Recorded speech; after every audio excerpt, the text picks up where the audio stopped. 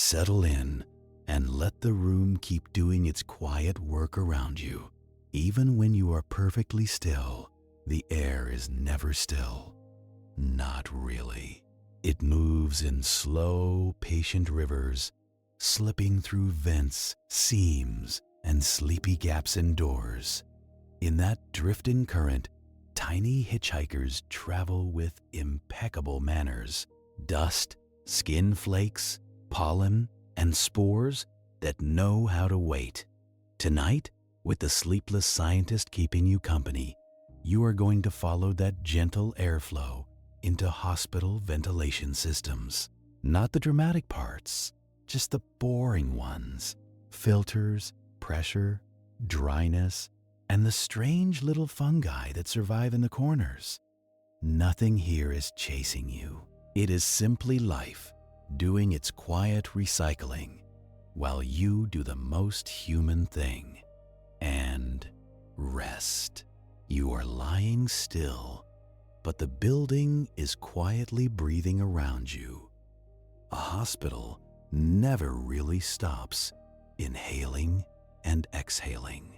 Fans turn, dampers adjust, doors open, doors close, and air keeps choosing paths. You might imagine clean indoor air as empty air, but empty air is a fantasy, like a silent refrigerator.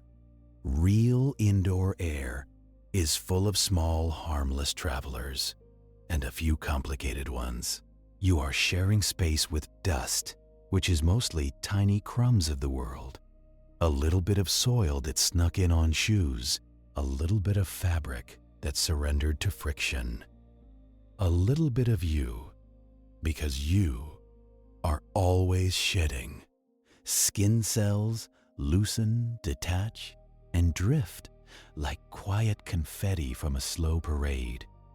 And among those pieces are spores, which are not trying to be scary. They are simply the way fungi mail themselves through the air. Hospitals, of course, do not like surprises.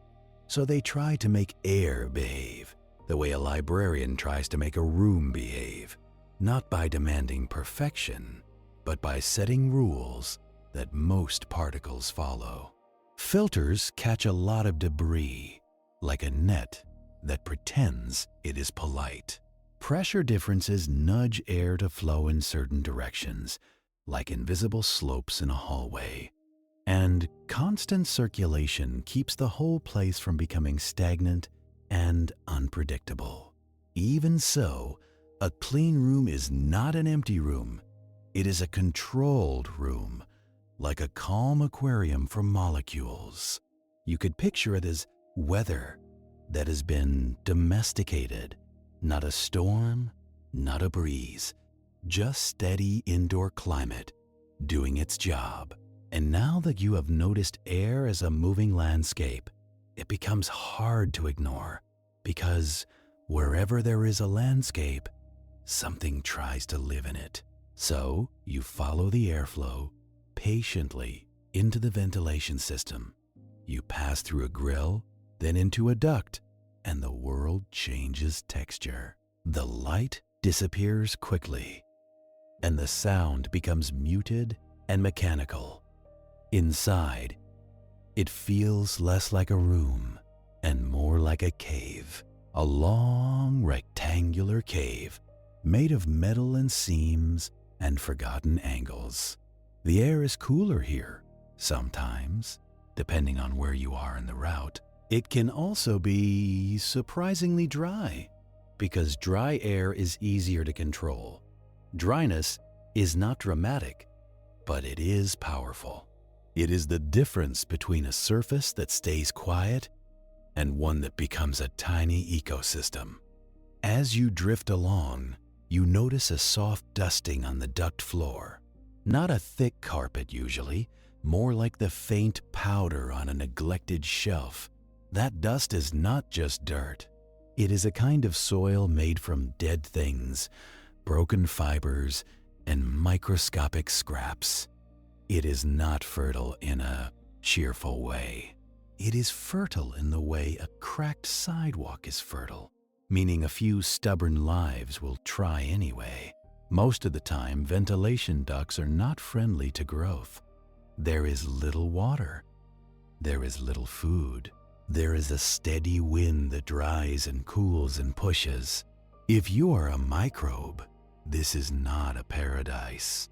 It is a long commute through a desert. And yet, life does not need paradise. Life needs opportunity, and opportunity often arrives as moisture. Humidity is the quiet lever that changes everything. When the air is dry, spores can land and simply wait. Waiting is one of their best skills. When the air is damp, or when a surface gets even briefly wet, waiting turns into working. The strangest growth tends to appear where the air changes temperature. Warm air meets a cool surface, and water decides to appear. It is the same simple physics as breath fogging a window. In a duct, it might be a cold section near cooling coils. It might be a spot where insulation is imperfect and temperatures wobble. It might be the edge of a drain pan where water is supposed to go away, but sometimes hesitates. Those are the places where nothing happens for weeks. Then something happens for a day. Then nothing happens again. But the day was enough. A thin film of moisture can be a whole season to something microscopic.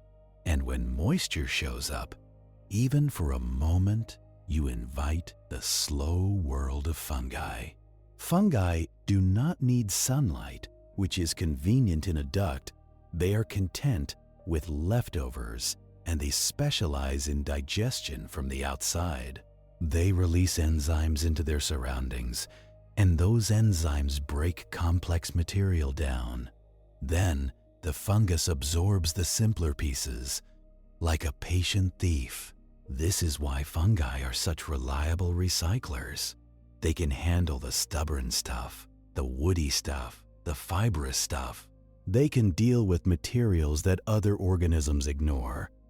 In human terms, fungi are the professionals who show up after the party, not to judge, just to clean, slowly, thoroughly, and without enthusiasm. You may think of mushrooms because mushrooms are the part that wants attention. But most fungi are quiet networks, thin threads called hyphae. Hyphae spread and branch, and together they form a mycelium, a living mesh. In a ventilation system, you do not get grand forests of mycelium. You get modest growth, patchy, cautious, as if the fungus is not sure it is welcome. And it spreads by spores, which are tiny and light and designed for drifting. A spore does not need to win today. It only needs to not lose. It rides the air like dust rides the air. It settles where airflow slows, in corners and seams and behind grills. It can sit there through dryness, through cold, through the long boredom of indoor climate. Then, if moisture appears, it can wake up and test the environment. Not with excitement, just with chemistry. Many indoor fungi are not exotic. They are ordinary outdoor species that wandered in like tired travelers. A door opened, a cart rolled by, a coat brushed against fabric, a shoe carried a little soil. A spore fell off, and the building adopted it without meaning to. Most of the time, nothing much happens after that. A spore lands, fails to find water, and becomes part of the dust story. Or it lands, grows a little, then dries out, and stops. This is the normal rhythm. Quiet attempts, quiet endings. If you are hoping for drama, fungi are rarely generous. They are persistent, not theatrical. But hospitals have a special twist. The people inside are often vulnerable. Their immune systems may be tired, distracted, or temporarily turned down. A healthy immune system is usually a patient bouncer. It notices strange things, escorts them out, and does not write a poem about it. But in a hospital, some immune systems are understaffed. Some are busy with other problems. Some are deliberately calmed by medicine because the body can also overreact. So even ordinary fungi can matter more than they would in an ordinary house. This is why hospitals pay attention to tiny things, not because every spore is a disaster, but because when the stakes are high, boring precautions become valuable. A hospital is full of movement. Doors open and close, creating little gusts and pressure changes. Staff move from room to room, carrying supplies, carrying laundry, carrying air on their clothes. Patients arrive from outdoors, and the outdoors arrives with them. Visitors bring their own particles, their own dust, their own invisible biographies. And above it all, air is being pushed, pulled, filtered, warmed, cooled, and routed. Air is a delivery system that does not care what it delivers. So hospitals watch air more carefully than most buildings do. They treat airflow like something you can manage, the way you manage traffic. You cannot stop cars from existing, but you can decide where they go, how fast they move, and what lanes they use. In some areas, hospitals use stronger filtration. In some rooms, they keep air pressure higher than the hallway, so air tends to flow out. That helps protect the room because unfiltered hallway air is less likely to drift in. In other areas, the pressure is kept lower, so air flows into the room. That can help contain contaminants inside if the room is meant for isolation. It is not moral, it is just direction. And much of this control comes down to simple routines, filter changes, done on schedule, before the filter becomes a dusty scrapbook. Cleaning done with consistency, even when nothing looks dirty. Humidity control, so condensation does not become a repeating event. In a well-run system, the biggest triumph is that nothing interesting happens. To make this vigilance feel more real, it helps to meet a few fungi by name. Not as villains, just as familiar faces that tend to show up indoors. You start with Aspergillus, a genus with a name that sounds like a curse. In reality, it is common in soil and dust, basically everywhere humans have ever stored grain or turned compost. Its spores are frequent flyers. They are small enough to stay airborne and light enough to travel. In the outdoor world, you inhale Aspergillus spores all the time, and your body usually shrugs. You have defenses, from nasal hairs to sticky mucus to immune cells that patrol like bored security guards. Most spores never get a chance. They stick, they get swept out, they are swallowed, they are dissolved, they are forgotten. But if you are immunocompromised, the calculation changes. Then, a spore is not just background noise. Then, it can become an opportunity for infection, not because it is evil, but because you are unguarded. Hospitals know this, which is why they care about dust control during construction. Construction stirs up particles, and particles are vehicles for spores. A renovation can turn a quiet building into a temporary desert storm of debris. So you might see plastic barriers, negative pressure zones, careful pathways, and extra filtration. Not glamorous, not cinematic, but effective. Next, you meet penicillium, which sounds friendlier, if only because of its famous relatives. Penicillin came from a penicillian mold, and it changed medicine in a way that still echoes. But the genus is large, and most species are just ordinary indoor molds. They are the kind that might show up on damp wallpaper, old bread, or a forgotten orange. They produce spores readily because that is what fungi do when they find a foothold. Penicillium can grow on a surprising range of materials if water is present: paper, fabric, dust, the tiny organic film that coats neglected surfaces. Again, the key word is water. Without water, you mostly get nothing.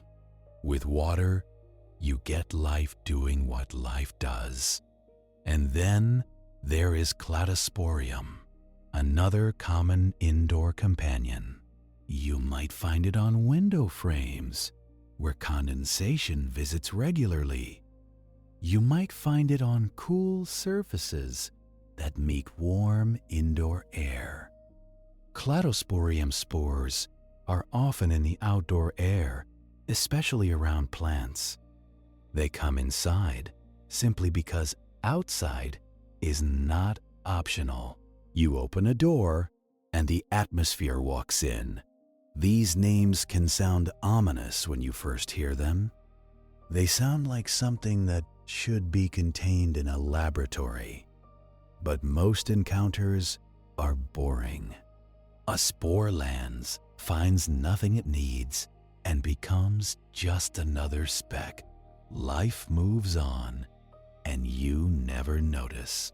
The drama, when it happens, is usually not the spore itself.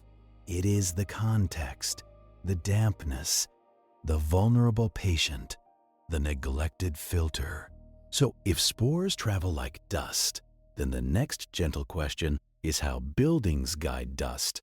Not perfectly, just reliably. You follow the airflow again, and you start noticing the soft geometry of it. Air does not move like a solid object. It does not march in a straight line like a disciplined crowd. It curls, it swirls, it clings to surfaces, and it forms eddies in corners. In a vent, it can move fast down the center and slower along the edges. That slower zone is where particles can settle, because gravity gets a quiet vote. And now you reach the filter, which is where the building tries to be practical. A filter is a kind of fine maze. Air can pass through, but particles get caught, stuck to fibers, trapped by collisions. Some filters are coarse, meant to catch larger dust and lint. Some are finer, meant to catch smaller particles, the ones that behave like smoke. Hospitals often use stronger filtration in key places, especially where the air needs to be extra clean. The idea is simple. Even if the engineering gets detailed, you want to reduce the number of particles moving through certain rooms, not because you can reach zero, but because you can reach low. Low is a very useful number in biology. Low means fewer chances for something unlucky. Fans keep the system moving, the steady heartbeat of the building. Not exciting, but always present. The fan does not care if it is day or night. It pushes air the way time pushes you, without emotion. And somewhere in this geometry are dampers, which adjust flow like polite gatekeepers. The building is constantly balancing comfort, efficiency, and safety. Warmth here, coolness there, fresh air mixed with recirculated air. Because you cannot run a hospital like a sealed jar. Humans need oxygen, and they produce heat and moisture and CO2. So the building negotiates with the outside world, taking in fresh air, filtering it, conditioning it, and sending exhaust out like a slow sigh. And when you start thinking in airflow, you inevitably start thinking about where airflow meets water, because water is the real source of indoor drama. Most microbial surprises trace back to it: a small leak behind a wall, damp insulation that never fully dries, condensation on a cold surface that keeps happening every morning, a drip pan that drains slowly or not at all. Water does not need to flood a place to change it. It only needs to linger. Condensation is especially sneaky because it looks innocent. Warm, humid air touches a cold surface, and suddenly you have a thin film of water. Not a puddle you can mop, just a sheen. In ducts, this can happen where cooled air meets warmer sections, or where a cold pipe runs near a warm air path, or where insulation is damaged and temperatures shift. These wet zones can come and go, appearing briefly and disappearing again. But brief can still be enough for spores to germinate. A spore that was only waiting now has a chance to send out a thread. If it grows even a little, it can leave behind residues, more spores, more potential. This is why humidity control matters so much. Dry air is boring, and boring is often safer.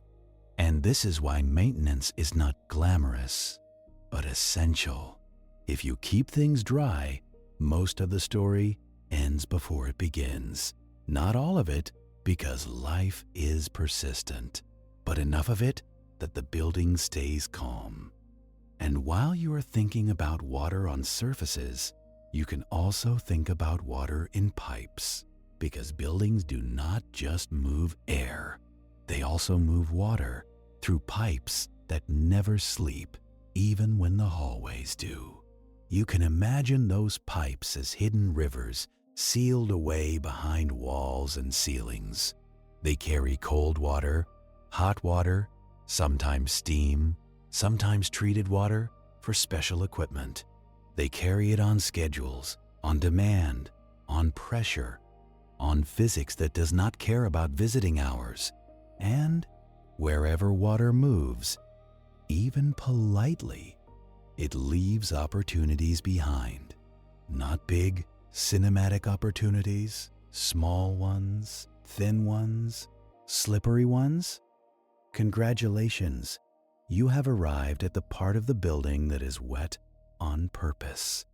A pipe does not look alive. It looks like metal, plastic, insulation, fittings, and boredom. But on the inside, where the water keeps touching the wall, a different kind of landscape forms. This landscape is not dusty. It is slick. It is coated in a film that can be so thin it feels imaginary. And yet, it is one of the most successful habitats on Earth. This is where you meet the biofilm. A biofilm is not one microbe. It is a neighborhood. It is a community glued to a surface, protected by a shared layer of sticky material. The glue is made of sugars, proteins, and other secretions, the microbial version of building a fence. Inside that fence, microbes are harder to wash away, harder to dry out, harder to poison. Not invincible, just stubborn. If you could shrink down and press your face to the inside of a pipe, you would not see a clean tunnel.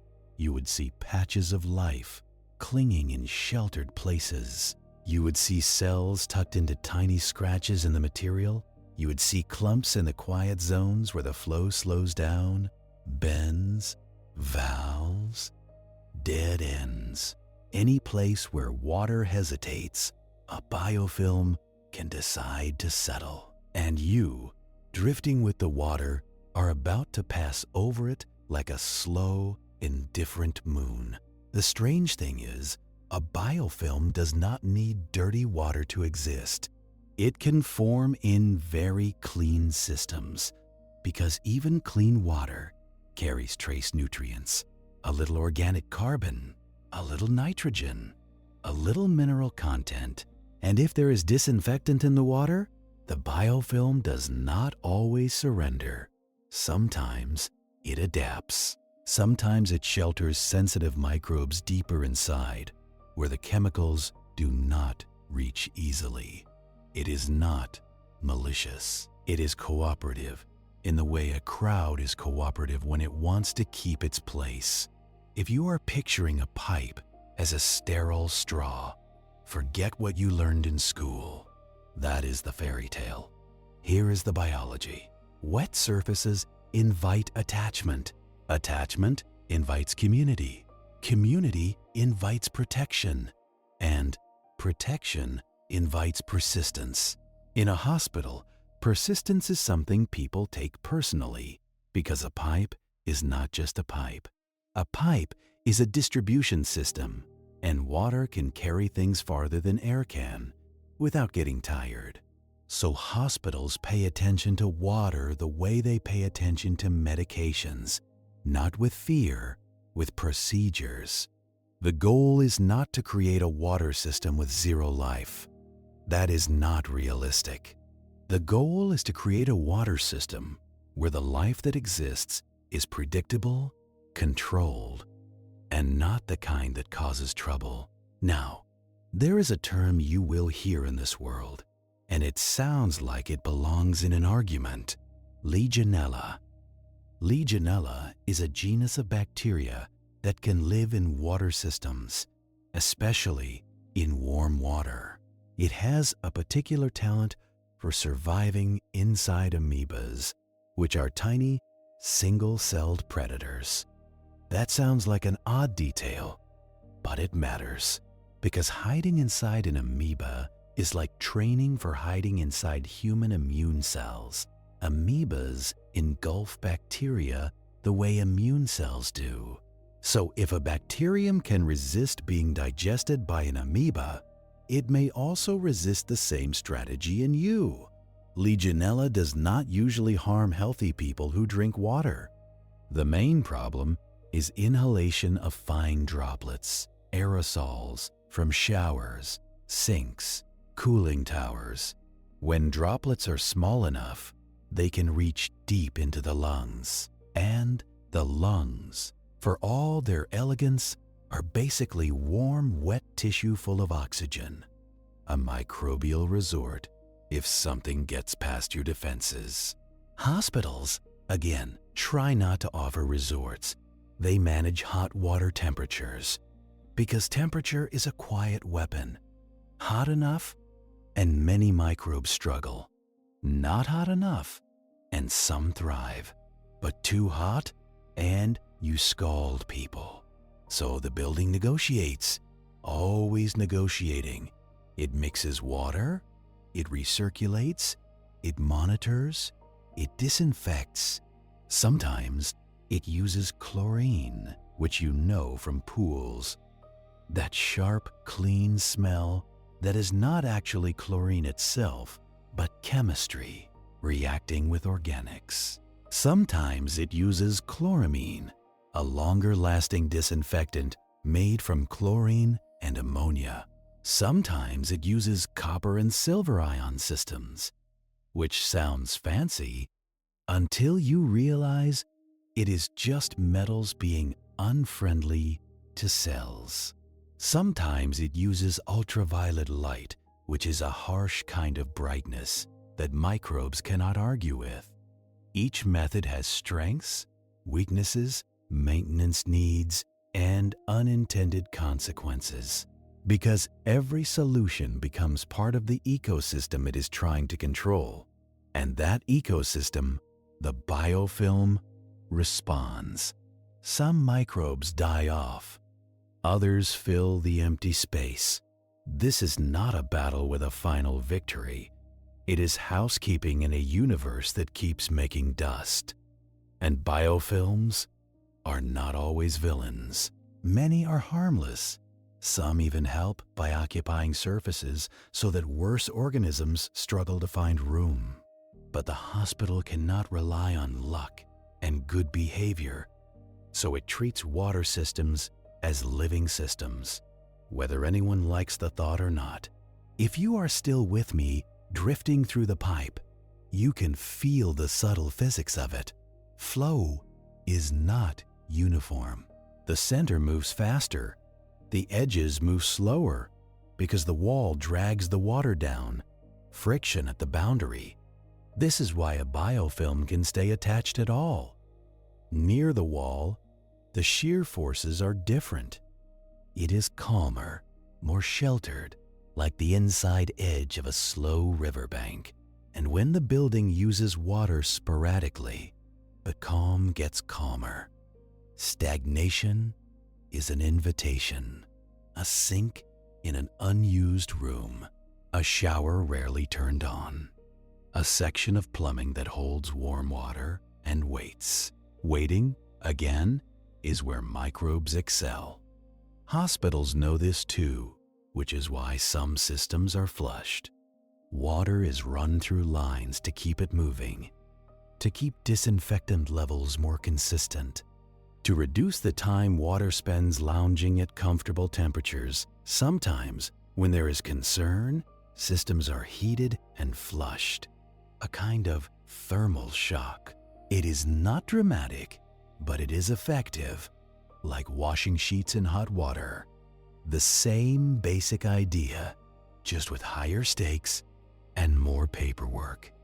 And there is another layer to the pipe story. Inside biofilms, microbes do not just sit quietly. They talk in their way. They use chemical signals to sense how many neighbors are nearby. This is called quorum sensing, which sounds like a committee meeting, because it is. When enough cells gather, they change their behavior together. They can produce more glue. They can turn on genes that help them resist stress.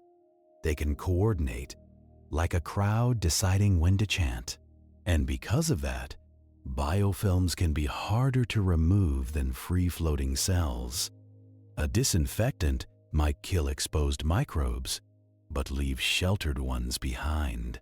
Those survivors can repopulate the surface, not with emotion, with arithmetic. Divide, divide, divide, until the neighborhood is full again. This is why the boring work matters so much. Monitoring, sampling, maintenance, keeping temperatures where they should be, keeping disinfectants within the right range, keeping dead ends minimized. In a well-designed hospital water system, even the shape of the plumbing is an argument against stagnation. Now, you might be thinking, this is supposed to be about fungi in ventilation systems. And you are right in the way a sleepy mind is right, because buildings are not separate stories.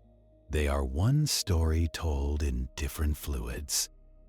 Air, water, and the thin layer where they meet. Speaking of meeting, there is a place where water and air do their most intimate dance, the cooling system. The part of the building that dumps heat because hospitals generate heat constantly. Machines, lights, bodies, computers, sterilizers, everything humming and warming the air like a crowded kitchen. To move that heat away, many buildings use cooling towers or similar equipment. A cooling tower is a device that encourages water to evaporate. Evaporation removes heat. It is a clever trick, and like all clever tricks, it comes with fine print. Evaporation means aerosols, tiny droplets that can drift. So cooling towers are managed carefully because they can become habitats for microbes if not maintained. They are warm, wet, and full of surfaces, a biofilm's favorite ingredients. Hospitals treat these systems with chemical programs, cleaning schedules, inspections. Again, not glamorous, effective.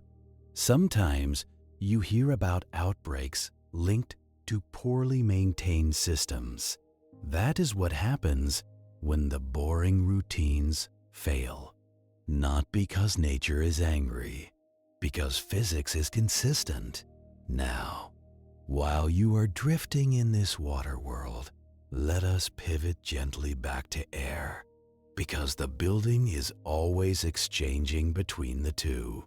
Water evaporates, air condenses, humidity rises and falls.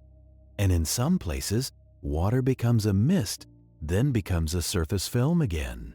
Speaking of surface films, your next stop is a place that looks clean and feels clean, but is never truly empty. The sink, the drain, the P-trap, that curved section designed to hold water and block sewer gases. The smell barrier, the little moat between you and the underworld. Drains are another kind of ecosystem. They collect organic material, soap residue, skin cells, whatever the day washes away. And because they stay damp, they can host biofilms easily. Hospitals care about sinks because sinks are used constantly. Hands are washed, equipment is rinsed, water splashes.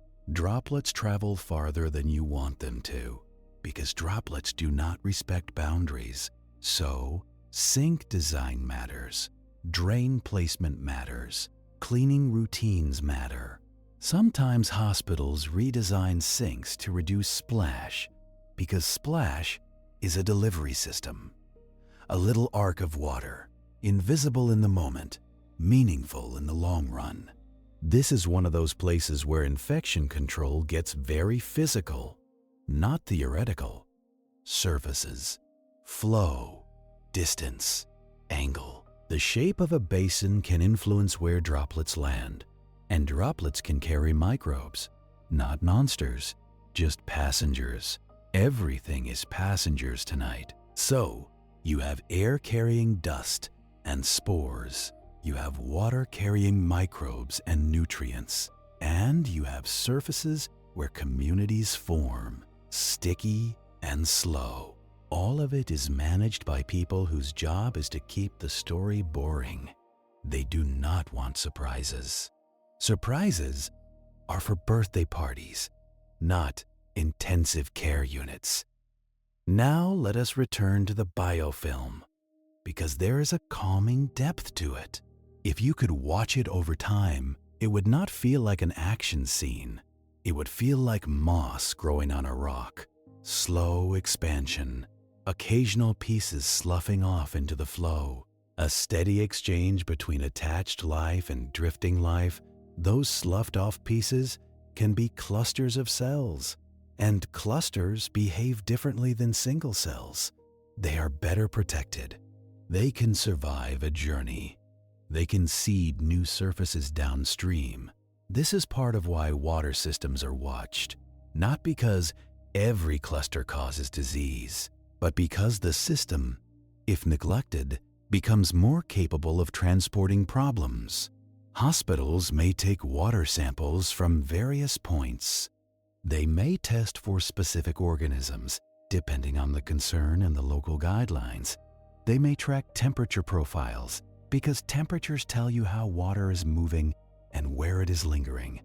They may measure disinfectant residuals to see whether the chemical protection is fading in certain zones. A building is a machine, but it is also an ecology, and it is easier to manage an ecology when you measure it. Now, let us be gently cynical for a moment. Humans like to believe they are in control. Hospitals, especially, are temples to control. sterile drapes, gloves, masks, autoclaves, protocols. But the world is not controlled, it is negotiated with. Every sterilized surface begins collecting particles again the moment it is exposed to air. Every cleaned drain begins rebuilding its film the moment water flows. Every filter begins catching dust the moment the fan turns on. So control is really just continuous effort, repeated forever, until someone stops paying attention. Congratulations! You have discovered why maintenance is more important than inspiration. And speaking of maintenance, there is a reason these tasks have schedules. Because humans are forgetful. Because humans get busy.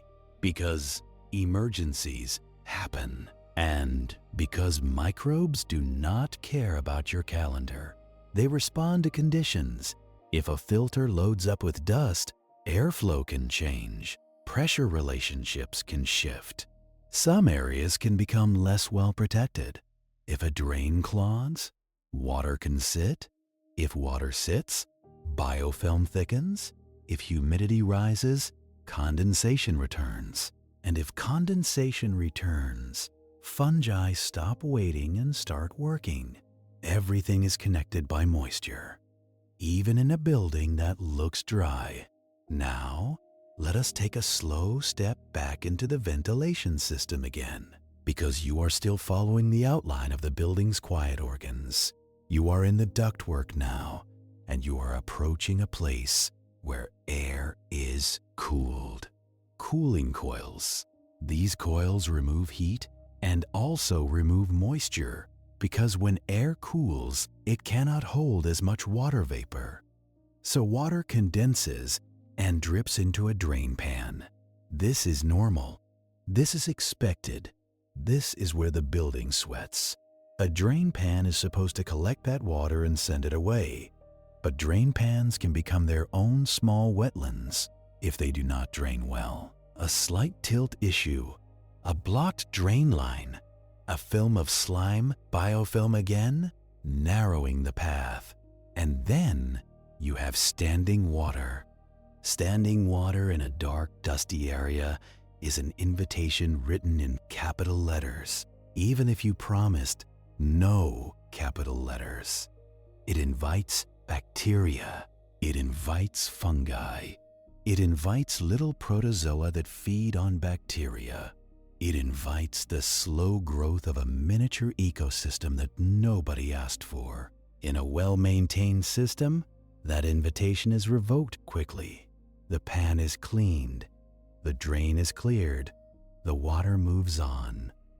Boring.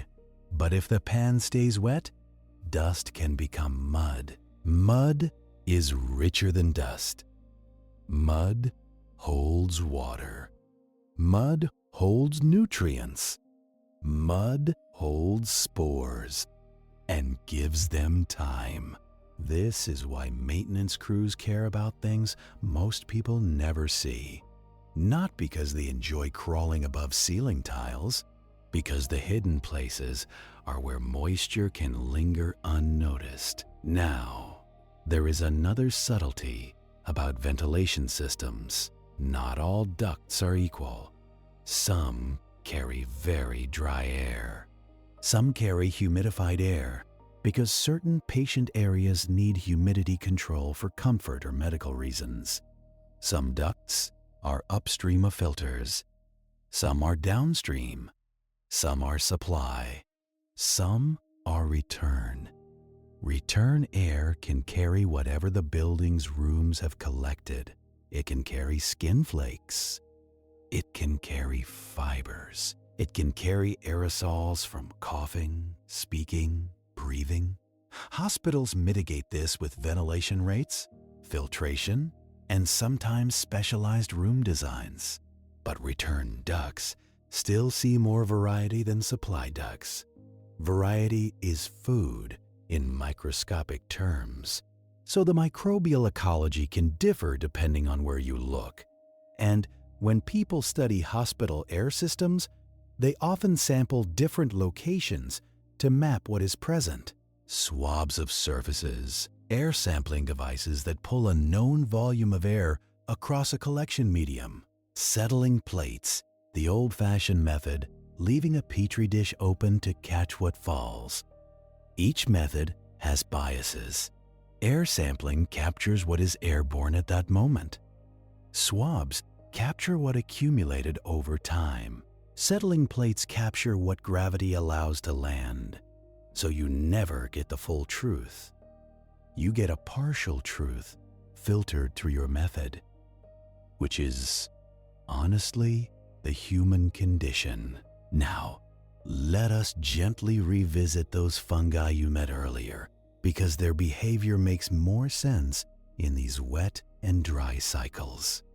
Aspergillus produces spores that are small and resilient. It can grow on damp building materials, especially when dust provides a thin nutrient layer.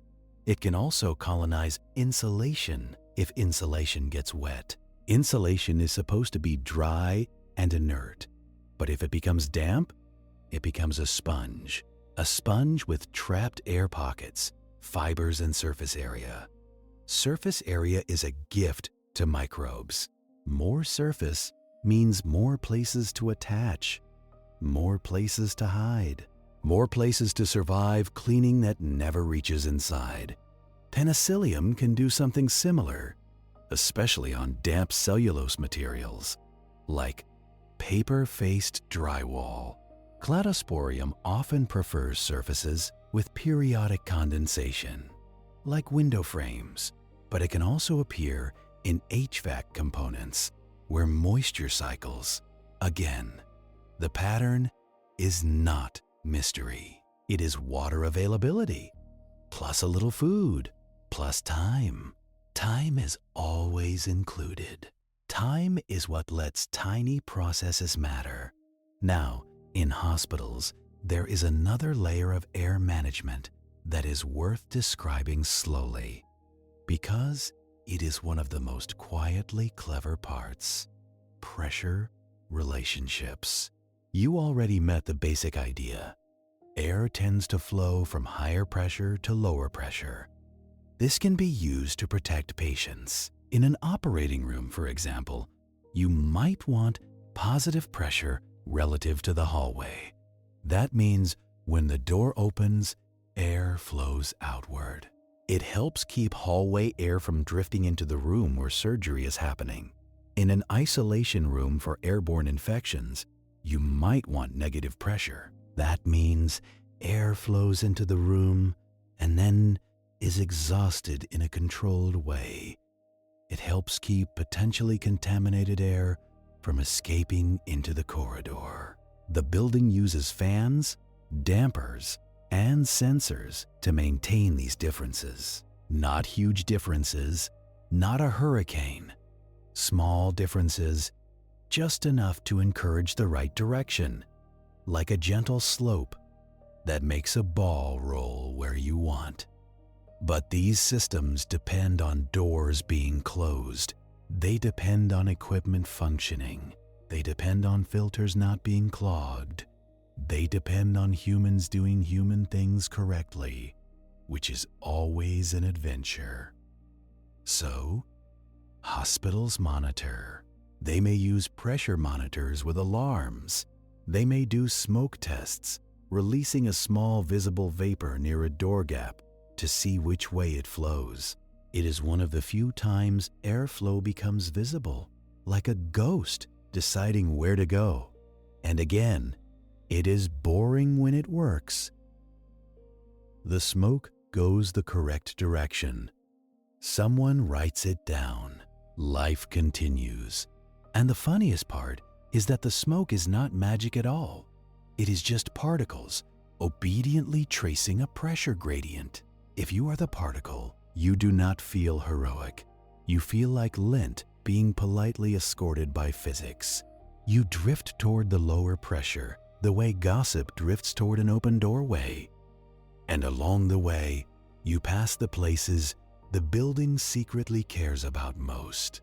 Not the waiting room, not the lobby, not the cheerful posters, the seams, the damp corners, the filters, the drain lines, the coils, the unglamorous organs. You slide past a supply diffuser, and you notice how air does not enter a room evenly. It fans out, it hugs the ceiling, it curls down walls, it pools in slow zones. Those slow zones are where particles settle, because speed is a kind of protection.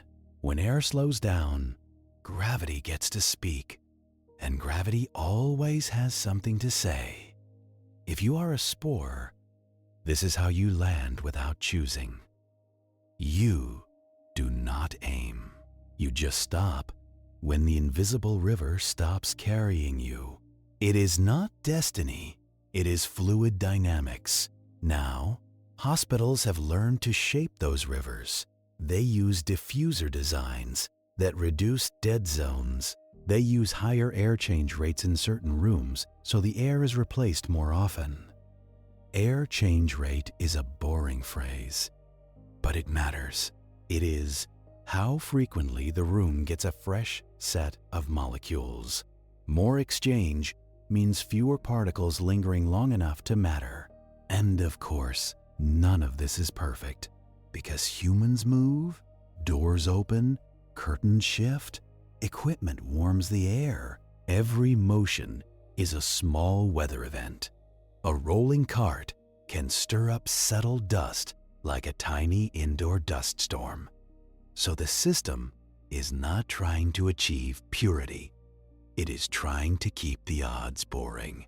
And those odds depend heavily on a quiet, repetitive hero, the filter. You have already met the filter as a net, but the net has a personality. A brand new filter is clean and open, and air flows easily through it. As it loads with dust, it can actually become better at catching smaller particles. The dust cake becomes part of the filter, like a second layer, but it also increases resistance, forcing the fan to work harder. If the system cannot compensate, airflow changes. And when airflow changes, pressure relationships can drift. You do not notice this with your eyes. You notice it with instruments and complaints. A room feels stuffy. A door becomes harder to open. A monitor shows a pressure difference shrinking. And somewhere above the ceiling, a maintenance worker gets a work order. This is why filter schedules exist, not because a calendar is sacred, because dust accumulates like time accumulates. You can ignore it for a while, then you suddenly cannot. If you are the dust, you are not offended by removal. You are simply relocated, bagged, replaced by new dust in a few hours. Congratulations. You are part of a cycle that never ends. Now let your attention drift back into the duct, toward the places where fungi are most likely to stop being hypothetical. The cooling coil section smells faintly metallic, if you can imagine smell in a place you do not enter. It is the scent of cold surfaces and dampness that should not be damp. Cooling coils are cold enough to pull water out of air. That water condenses, runs down fins, and falls into a drain pan. This is deliberate sweating, but deliberate sweating still makes a wet zone. And wet zones have hobbies. If you are a spore landing here, you are suddenly in a better neighborhood. Not warm and sunny, but reliably moist. Moisture is more important than comfort. The surface is textured with fins, and textures create shelter. Shelter creates stable microclimates. A biofilm can start on the wet metal bacteria and fungi together because ecosystems rarely RSVP separately. The fungi are not always the first to arrive. Often, bacteria arrive, make slime, and the slime holds nutrients. Then fungi arrive and use that organic layer like a welcome mat. It is not friendship, it is convenience. Hospitals try to keep these coil sections clean, not by scrubbing daily like a kitchen counter, but with scheduled maintenance. Coil cleaning, pan cleaning, drain line checks. Sometimes antimicrobial coatings are used, though the real control is still dryness and drainage. A coating can slow growth, but water will eventually negotiate around it. If you allow standing water, you have already lost the argument. Not forever, but for that moment. And because this is a hospital, those moments are taken seriously. Now, let us talk about the word you rarely hear outside building science: plenum. A plenum is a space used to move air, often above a ceiling or below a floor. It is not always a duct. Sometimes it is just a large cavity. Air flows through it because it can. And because it can, it also carries whatever the building sheds into it. A plenum can collect dust on beams and cable trays. If humidity sneaks in, dust can become food again. So, even the spaces that are not supposed to be rooms become habitats. Not dramatic habitats, but persistent ones. This is why ceiling tiles are treated with more respect than you would expect. A lifted tile is an opening into the building's lungs, and in a hospital, lungs are never casual. Now you pivot gently into something that seems simple: humidity. Because humidity is the quiet dial that decides whether fungi merely exist or actually grow. Relative humidity is a weirdly emotional measurement. It is not how much water is in the air exactly. It is how close the air is to being full of water. Warm air can hold more water than cold air, so the same amount of water vapor can feel like a different humidity at different temperatures. This is why condensation happens when air cools. The air did not gain water, it lost capacity, and the extra water has to go somewhere, so it becomes liquid on surfaces. If you are a spore, this is your cue. You do not need a flood. You need the thinnest film, a microscopic wetness that lasts long enough. Different fungi have different minimum needs. Some can begin growing at lower humidity on materials that hold moisture. Others need a more obvious wet condition. And building materials matter because materials store water differently. Metal does not hold much water. It either has water or it does not. But porous materials like insulation, paper, wood, ceiling tile, they can hold moisture in tiny pockets. That held moisture is long-term. It turns brief dampness into a longer opportunity. So hospitals become obsessed with keeping porous materials dry. If a ceiling tile gets wet, it is often replaced, not dried and hoped for, because hope is not a protocol. Now, the fungal story is not just about growth. It is also about spores. Spores are the whole travel strategy. And in buildings, spore behavior is influenced by particle size and air movement. Some spores are small enough to stay airborne for a long time. Some are heavier and settle faster, but none of them need to be clever. They just need the building to move air, which it does, endlessly. You can think of the ventilation system as a slow lottery machine. Particles are lifted, carried, dropped, lifted again. Most land somewhere boring and dry, and nothing happens. A few land somewhere damp, and they become a statistic. When hospitals sample air for fungal spores, They often find what the outside world provides. Outdoor air is full of fungal spores, especially in certain seasons. So, the building's job is partly to smooth out those seasonal spikes. Filtration helps. Keeping windows closed helps. Maintaining pressure relationships helps. But there is always a baseline, because Earth is a spore planet. Now, speaking of spores, you can meet Aspergillus again, but with a calmer, more technical eye. Aspergillus is a genus, which means it is a big family with many species. Some species are more relevant to hospitals than others. Aspergillus fumigatus is one you hear about often in healthcare settings. It is good at surviving in compost and decaying plant matter. It makes spores that are small and easily inhaled.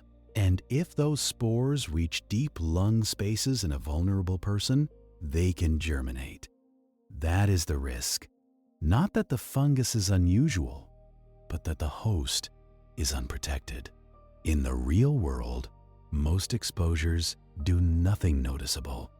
Your immune system clears spores constantly without telling you. It is like cleaning staff that never gets thanked because the floor looks normal. But if you remove enough immune defense, even ordinary things become meaningful. Hospitals know this, so they treat construction dust like a high-priority event. Because construction disturbs reservoirs of spores, not just in soil outside, but in old building materials. Old dust above ceilings can be a museum of spores. If that dust becomes airborne, it can travel. So infection control during construction is its own quiet discipline. Plastic barriers sealed with tape, sticky mats at entrances to capture dust from shoes and wheels, negative pressure in construction zones so air flows into the dusty zone instead of out, dedicated exhaust fans with filters, and careful cleaning repeated because dust likes to return. This is how a hospital stays boring while people tear it apart and rebuild it, which is a strange kind of achievement. Now, you may be wondering, do fungi actually grow inside ducts often? The honest answer is that in dry, well-maintained ducts, significant growth is uncommon. Dust may contain spores, but growth needs moisture. So the highest risk areas are not the long, dry stretches. They are the wet components, the cooling coil areas, the humidifiers, the drain pans, the places where water appears on purpose. Humidifiers are a special case. Some systems add moisture to air intentionally. This can be important for comfort, to protect mucous membranes, and to reduce static.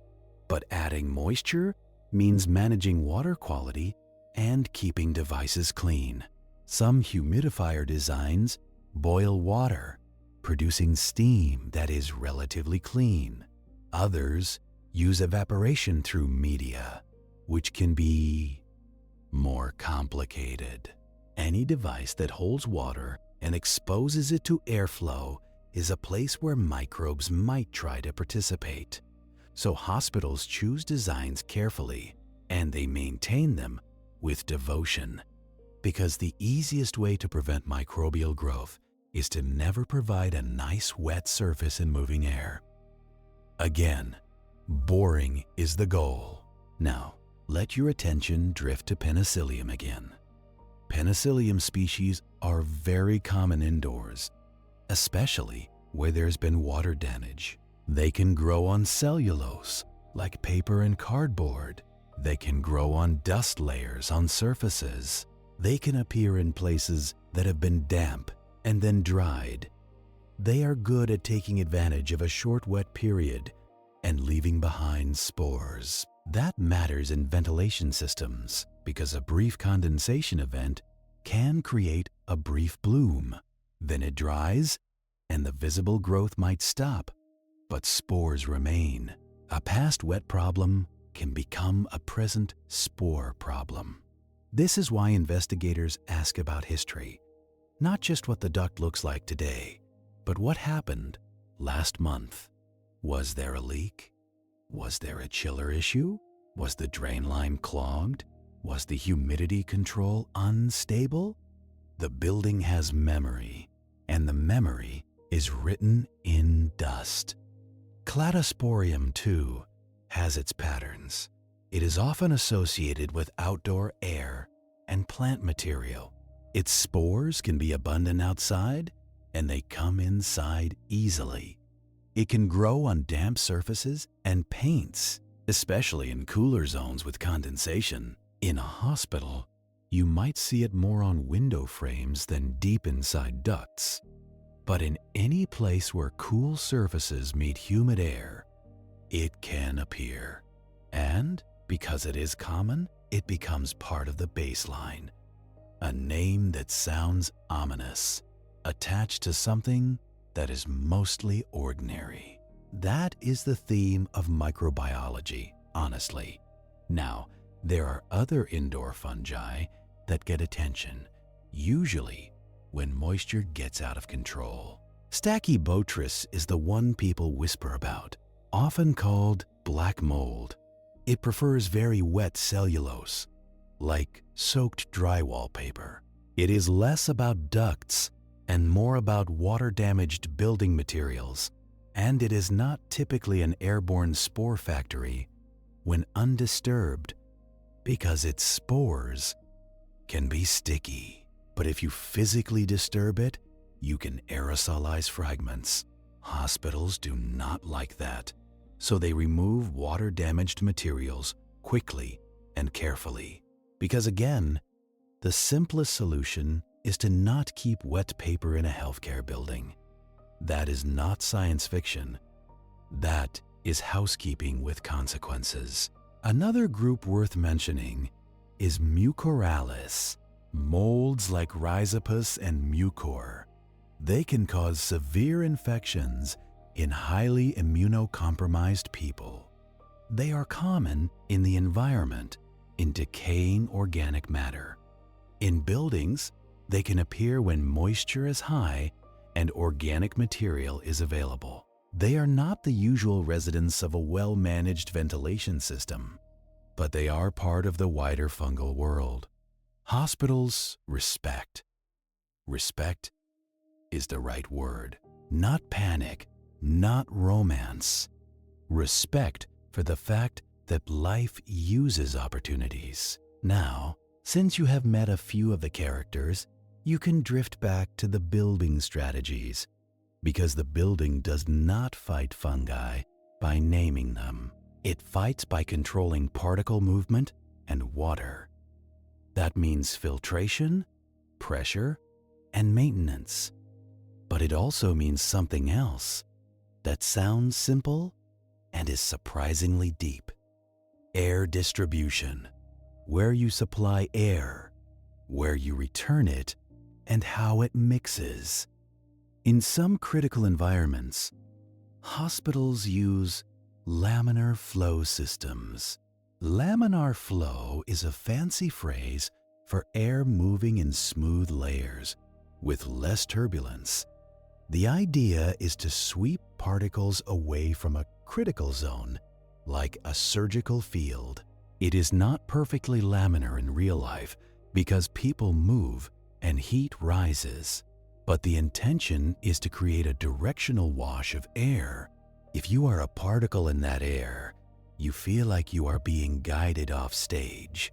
No applause, just exit. And in some areas, hospitals use high-efficiency particulate air filters called HEPA filters.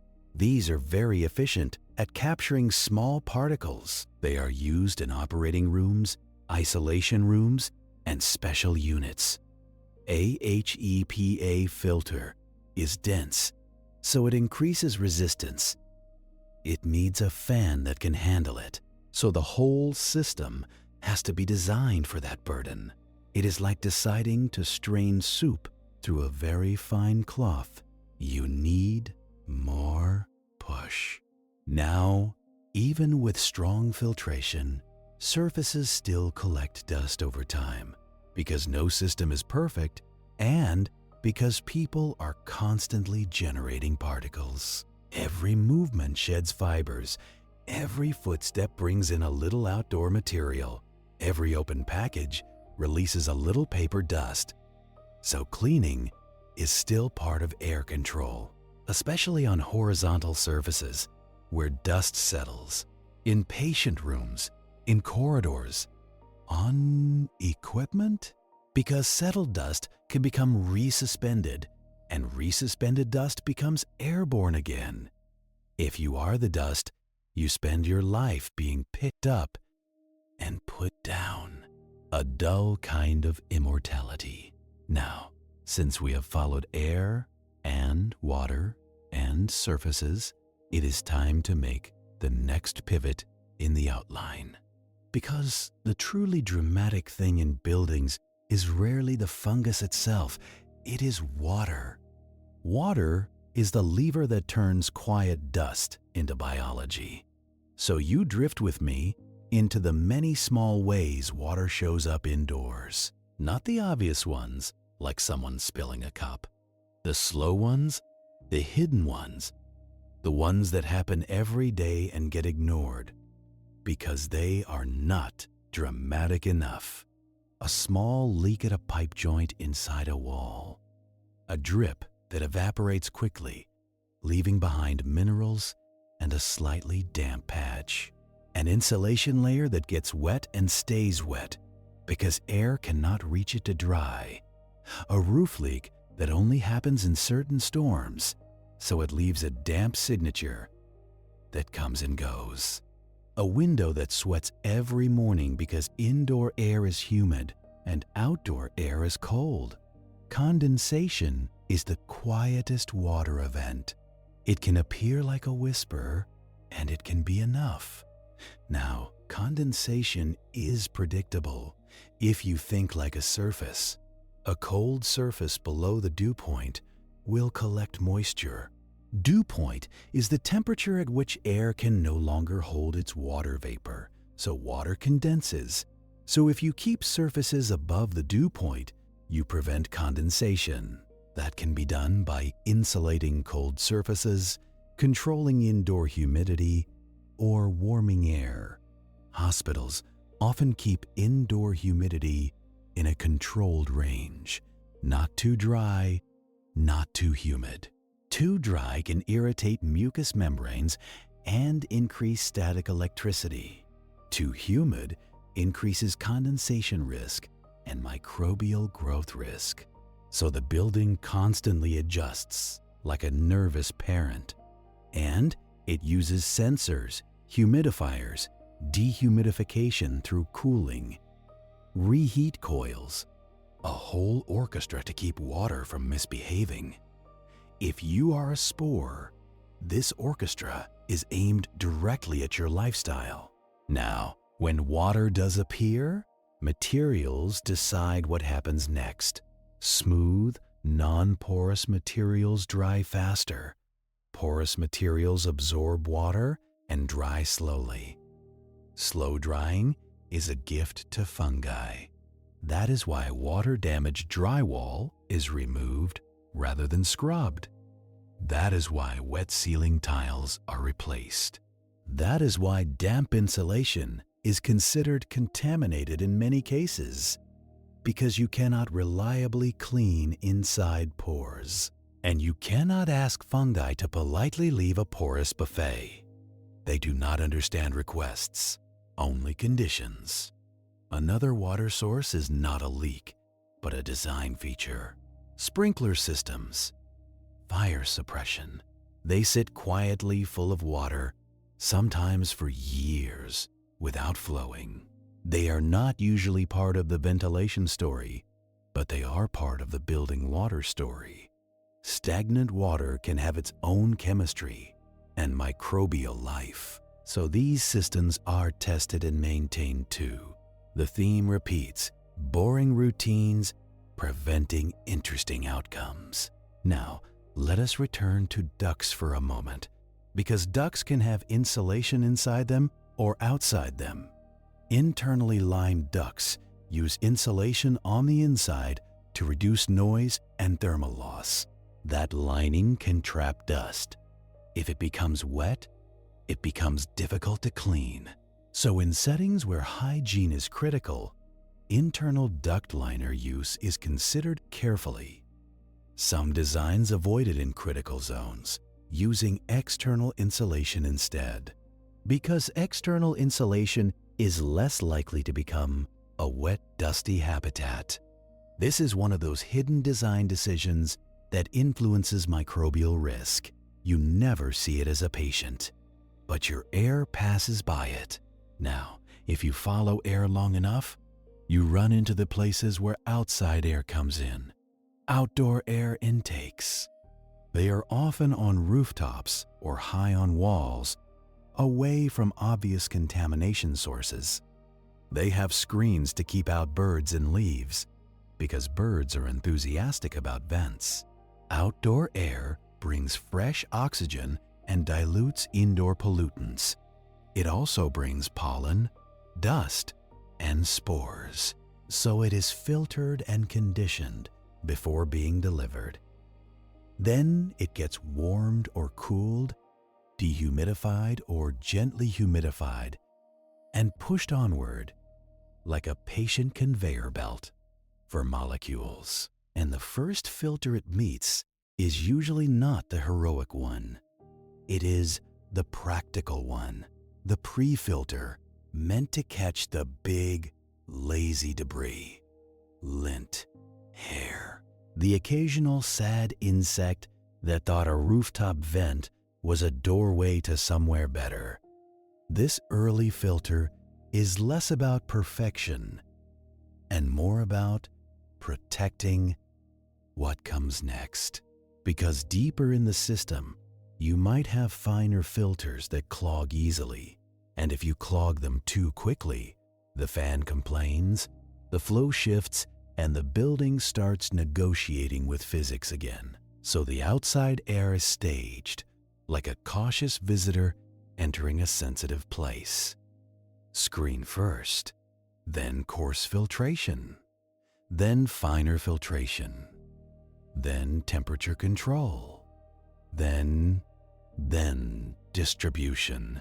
You can almost hear the building muttering quietly, "Please do not bring me surprises tonight." But the outside air does bring surprises, just smaller ones. A pulse of pollen in spring, a haze of smoke from a distant wildfire, a burst of dust after a windy day. Outdoor air is never consistent, which is why hospitals like instruments. Some facilities watch outdoor particle levels, especially when air quality events happen, not because spores are plotting, but because the air outside sometimes gets rude. And if the air outside is rude, the air inside has to work harder to stay boring. If you are the spore riding that outdoor current, you arrive at the intake with no intention. You have no map, you have no mission, you have mass, shape, and inertia, and that is enough to decide your fate. Maybe you collide with a filter fiber and stick. Maybe you ride around a corner and settle in a seam. Maybe you pass through, because filters are not walls. They are probability, and the hospital is always playing the odds, quietly stacking them. Now, follow the air past the intake, and you find a part of the system that feels almost tender, the mixing box. This is where outdoor air meets return air, the air coming back from rooms. Return air is warmer usually, and it carries the signature of people, moisture from breath, a trace of skin oils, a faint fog of human life that you will never see, but you will always be in. The mixing is controlled because energy costs money and comfort costs complaints. Too much outdoor air and you waste heating and cooling. Too little outdoor air and you get stale chemistry. CO2 creeping up, odors lingering. So the building blends like a bartender with no personality, just ratios, just settings, just the endless mild arithmetic of indoor life. And if you want a quiet truth, it is this: hospitals are not clean because they are shiny. They are clean because they are managed. A managed world is not empty, it is supervised. The supervision is mostly airflow, water control, and people doing the same tasks again and again, which brings you, naturally, to the most invisible job in the building, the night shift maintenance work that keeps everything from becoming interesting. You do not meet these people in the daytime story. They are in the ceiling spaces, in the mechanical rooms, in the places where the hospital's personality is just vibration and hum. They work around patients who are trying to sleep, around nurses who are trying to keep people alive, around machines that never stop. If you are lucky, you never notice they exist. If you are unlucky, you notice them because something has gone wrong. So tonight, you notice them on purpose, because their routines are the reason fungi in ventilation systems stay mostly boring. Picture the mechanical room at night. The lighting is functional, not flattering. The air smells faintly like warm metal, rubber, and the clean bite of disinfectant. Fans push air through trunks of ductwork that look like industrial intestines. Pipes sweat in places where insulation has gaps, and someone has labeled those gaps with a marker. There is a clipboard, or a tablet, or both. And there is a checklist that does not care about anyone's mood. Filter differential pressure readings, humidity trends, temperature set points, alarm logs, drain pan inspections. It is all gentle tyranny, the kind that keeps a building from becoming a petri dish. If you are the building, this is your bedtime routine. Not a storybook, a schedule, a set of repetitive gestures that say, we are not letting small problems mature. Because small problems love to mature. Start with filters, because filters are where dust goes to retire. A technician opens a panel, and the smell is dry cardboard and old air. The filter looks ordinary, but it carries a history. A gradient of gray, darker where the air hits first. A soft felt of collected particles that used to be drifting through hallways. Skin flakes, textile fibers, outdoor soot, and yes, spores that never got their chance.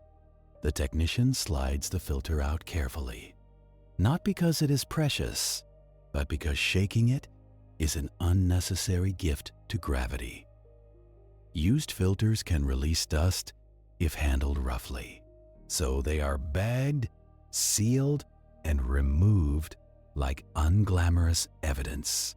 Then the new filter goes in, clean, bright, full of empty pores, ready to become a diary. The panel closes. The fan keeps turning.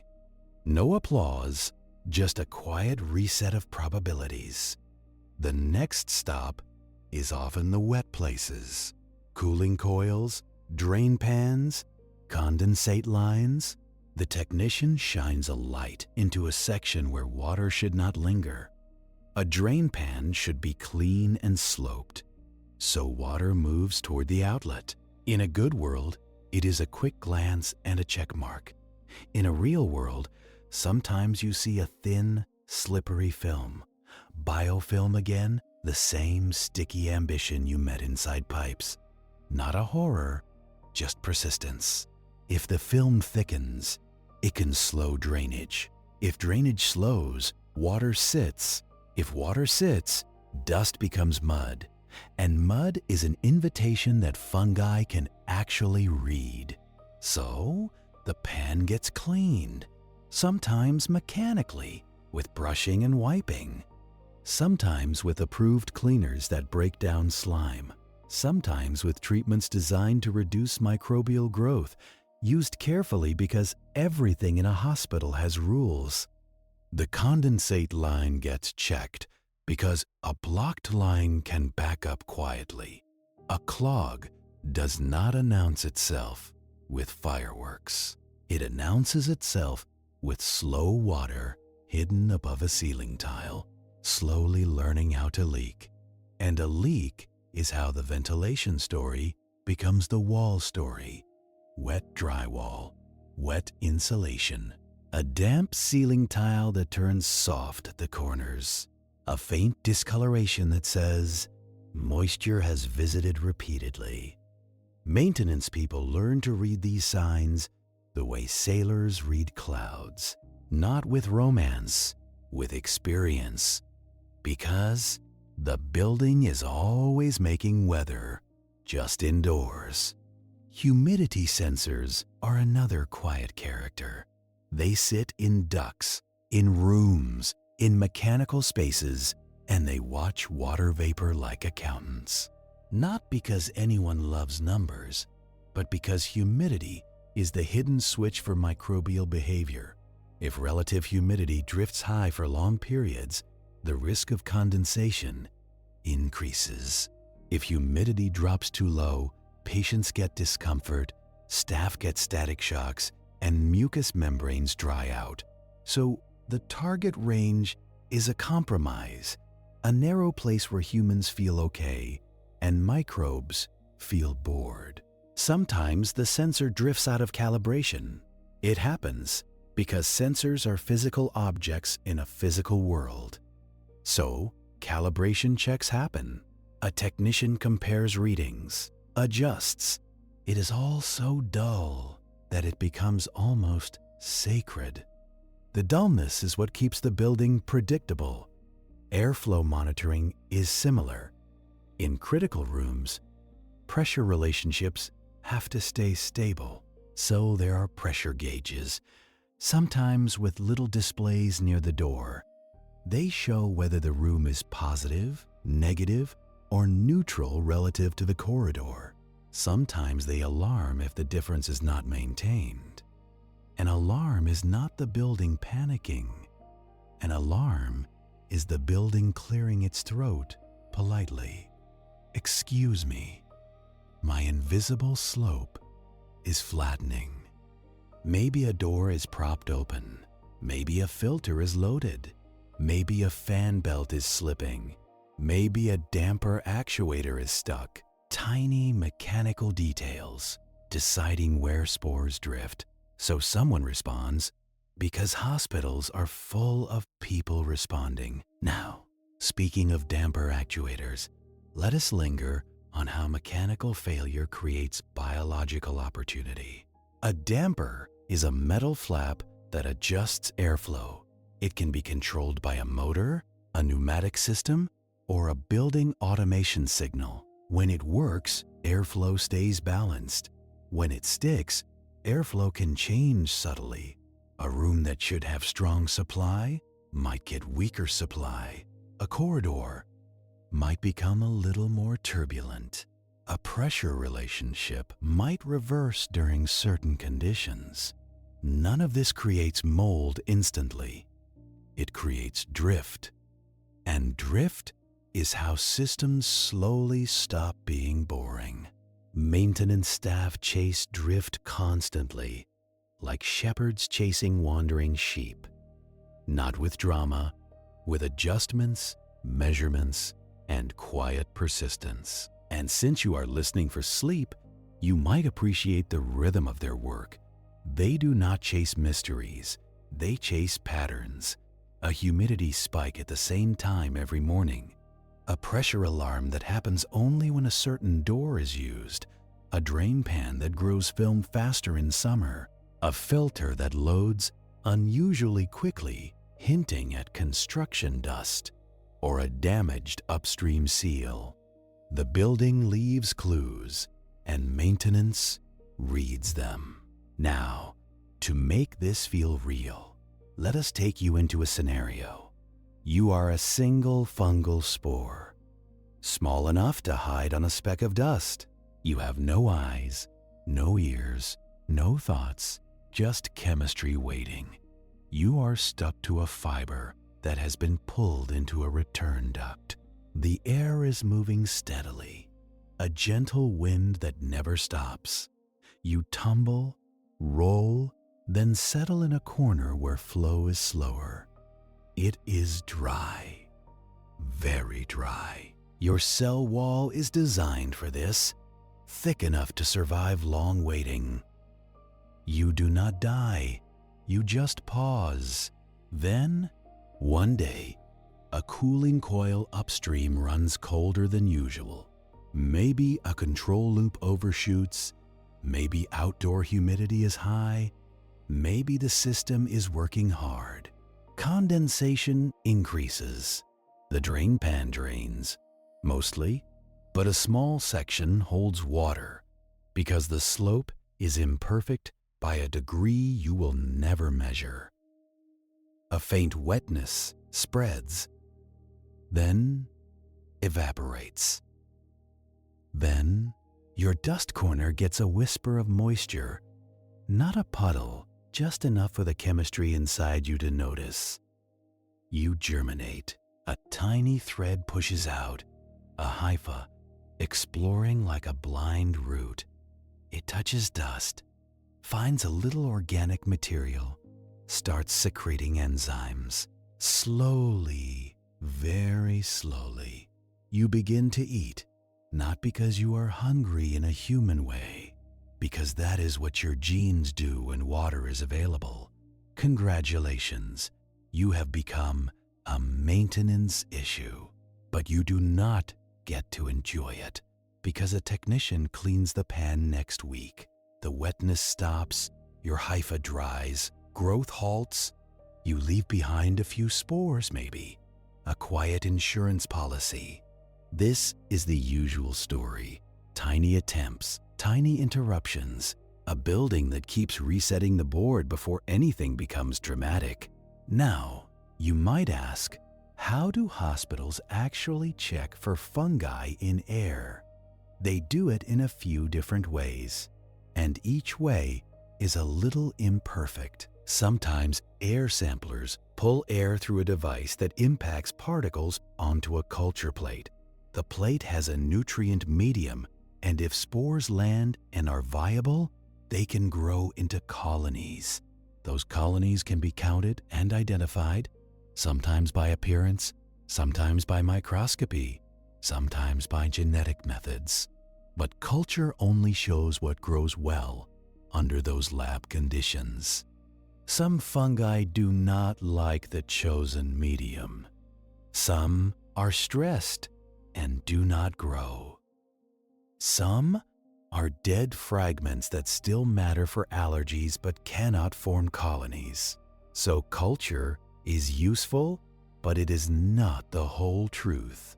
Other times, investigators use microscopic counting methods or molecular techniques that detect DNA, deoxyribonucleic acid, the long name that just means a molecular signature.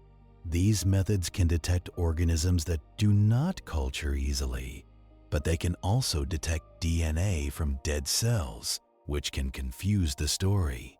So interpretation matters. In a hospital, interpretation is a job, not a vibe. Air results are compared to baselines, to outdoor levels, to historical trends. A certain amount of fungal material is normal because Earth insists. A spike in certain locations can indicate a moisture issue or a filtration breach. And the response is usually not panic. It is investigation, cleaning, maintenance, and sometimes temporary controls. Portable filtration units, for example, can be used in certain rooms These can include high-efficiency particulate air filters, running continuously to reduce particle counts. They are like extra lungs in the room, humming quietly, doing work no one thanks them for. During construction, containment becomes an entire theater of boring precautions. Barriers sealed carefully, negative pressure inside the work zone, dedicated entry points, dust control methods like wet cutting and vacuum attachments, and cleaning, always cleaning, because construction produces particles the way fires produce smoke. Now, let us zoom out again, because the outline still has you moving through a managed world. You have followed air into ducts. You have followed water into pipes.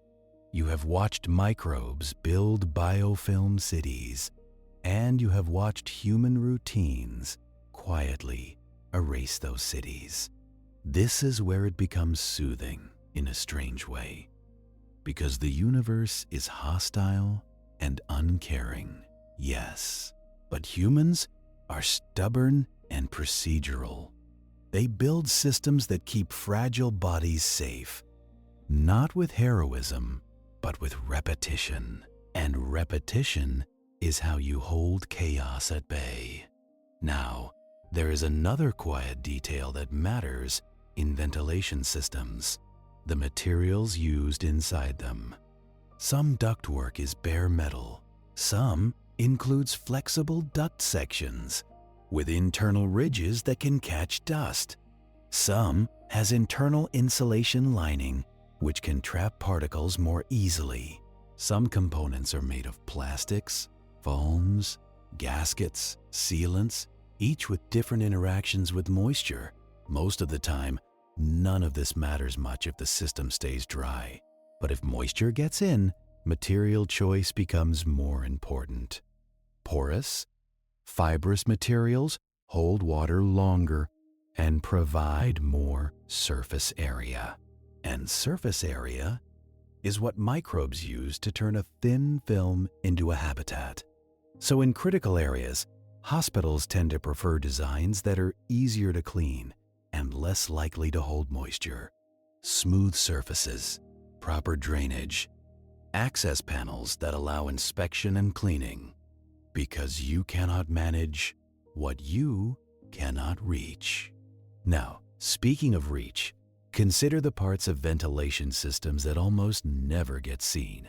The inside of a long duct run above a ceiling, the backside of a diffuser, the interior of a variable air volume box, a device that adjusts airflow to a room based on demand.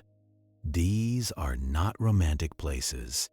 They are dusty, dark, and full of fasteners.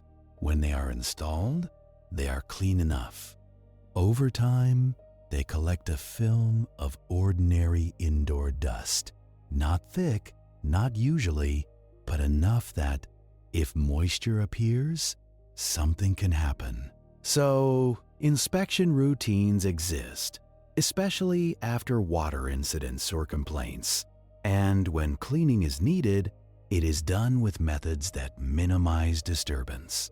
Vacuuming with specialized equipment, wiping accessible surfaces, sometimes more intensive duct cleaning, though this is done thoughtfully in healthcare settings to avoid stirring particles into occupied areas, because cleaning itself can become an aerosol event. Again, negotiation. Always negotiation. Now, let us talk about anachronistic annoyance, because you deserve one. Think of fungal spores like tiny, unwanted app notifications. Most of them pop up. You ignore them, nothing happens. But if your immune system is tired, or your environment is damp, one of them becomes an unskippable alert. Hospitals are trying to keep the notification volume low. Not zero, just low enough that vulnerable patients are not constantly asked to respond. That is why air change rates matter. That is why filtration matters. That is why humidity matters.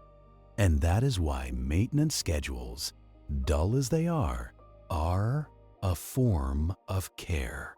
Now, while you are still inside this building story, let your attention drift toward the people who are most affected by airborne fungi, the immunocompromised patients. This is not a scare story, it is a context story. When your immune defenses are reduced, things that are normally background can become foreground.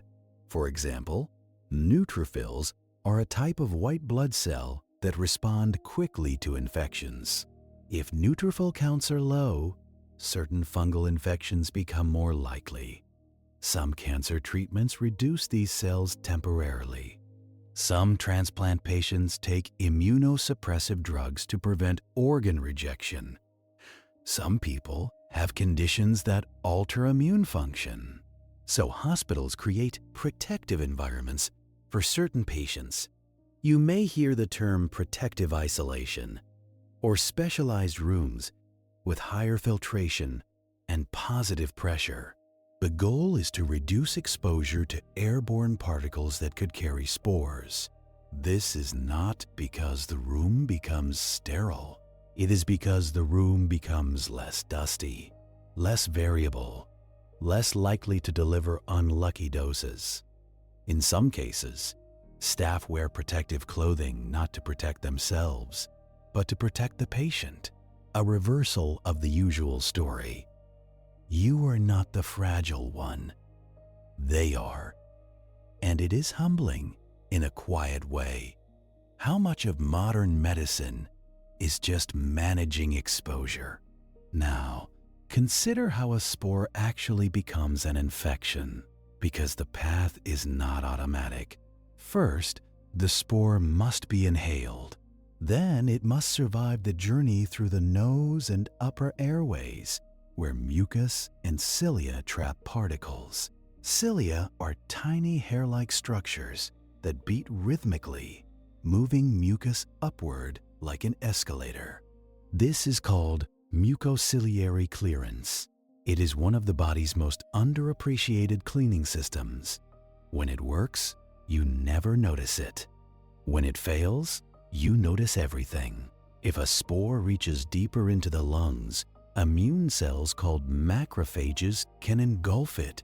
Macrophages are large eating cells, essentially the body's roaming vacuum cleaners. If the spore is destroyed, the story ends quietly. If the spore resists destruction, or if immune function is reduced, the spore may germinate. Germination means it shifts from a tough, dormant form into active growth. Hyphae extend, invading tissue. That is when fungal disease becomes real. This is why hospitals care about doses and exposure, not because every spore is an emergency. Most spores are cleared, but reducing the number inhaled reduces the chance that one slips through the layers of defense.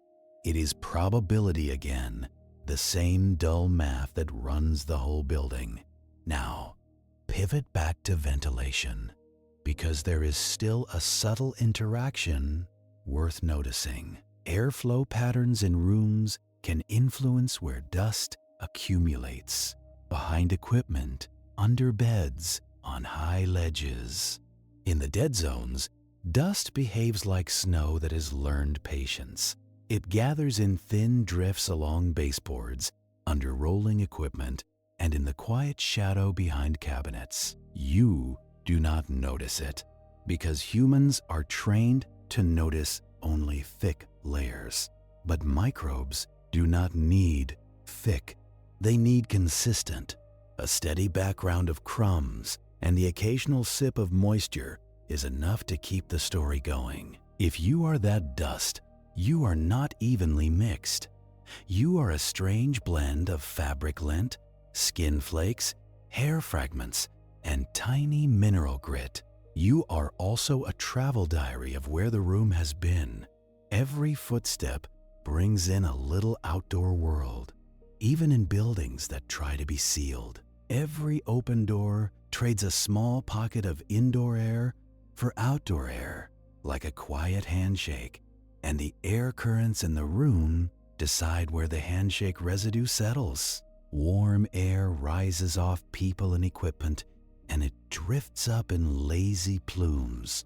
Cold supply air often spills from diffusers and slides along ceilings before sinking. These two motions meet, and where they meet, particles stall. Stalling is how settling happens. Settling is how surfaces become archives, and archives are where fungi and bacteria can wait for their one lucky wet afternoon. Hospitals try to reduce these archives with cleaning, but not all cleaning is equal. A dry dusting can lift particles into the air. If you do it too aggressively, a wet wipe traps particles, but it also adds moisture, which is a fun little contradiction. So procedures are chosen carefully, and staff are trained to be gentle. Not gentle for feelings, gentle for physics. A cloth that is too dry becomes a catapult. A cloth that is too wet becomes a humidifier for a few seconds. The middle path is a damp wipe that collects dust without painting the room in aerosols. And in the background, the ventilation keeps pulling like a slow tide. The return grill is often placed to encourage air to leave in a predictable way. But predictable is never perfect, because the room is full of obstacles. Curtains hang like porous walls. Monitors vent heat. Beds create sheltered air pockets underneath. Even the human body is a moving heater, a warm shape that disturbs flow. So dust collects where flow is lazy, and flow is lazy where geometry allows it. If you were designing a microbe city, you would love corners. Corners are where air loses confidence. And speaking of confidence, there is one place where the building becomes almost philosophical. Isolation rooms. Protective rooms, rooms with signs on the doors that tell humans how to behave. You do not need the sign because you can feel it in the air. A negative pressure room is slightly hungry. It wants air to come in. From the corridor, through the door gap, that hunger is measured in tiny differences, too small to impress you. But to a drifting spore, that difference is an arrow. Air slides inward, and then it is exhausted and filtered or sent outside. A positive pressure room is the opposite. It gently overfills, so air leaks outward, away from the patient. It is a protective bubble, not sealed, just biased. And biased air is how you make a risky place a little less risky. Now, bias has limits. Open the door for too long and the gradient weakens. Move a large cart through the doorway and you create a piston effect. Air is pushed and pulled by the cart, like water by a boat. Particles swirl, then settle again like the room shrugging. So staff behavior becomes part of the ventilation system. How often the door opens, how long it stays open, how quickly people move in and out. The building can only guide air so much, and then humans take the wheel. This is why some rooms have anterooms, small buffer spaces. You step into the anteroom, close one door, then open the next. It is an airlock, but less glamorous, with more paperwork. The point is to keep pressure relationships stable, even during traffic. A buffer zone for molecules so the patient is less exposed to hallway chaos. And if you are a spore, the anteroom is a small obstacle course. You drift in and the flow shifts, and suddenly you are not sure where your ride went. That uncertainty is the goal. Confused particles are easier to trap and remove. Now, there is a quiet truth about hospitals that makes all of this feel less abstract. Hospitals are not one building. They are many climates stitched together. A sterile processing area has different air needs than a cafeteria. An operating suite has different filtration and pressure needs than a public corridor. A pharmacy cleanroom has a different relationship with dust than a gift shop. So the ventilation system is not one set of lungs. It is a whole collection of organs, each with its own habits. This is why you can walk from one wing to another and feel the air change. One area is cooler, drier, more brisk.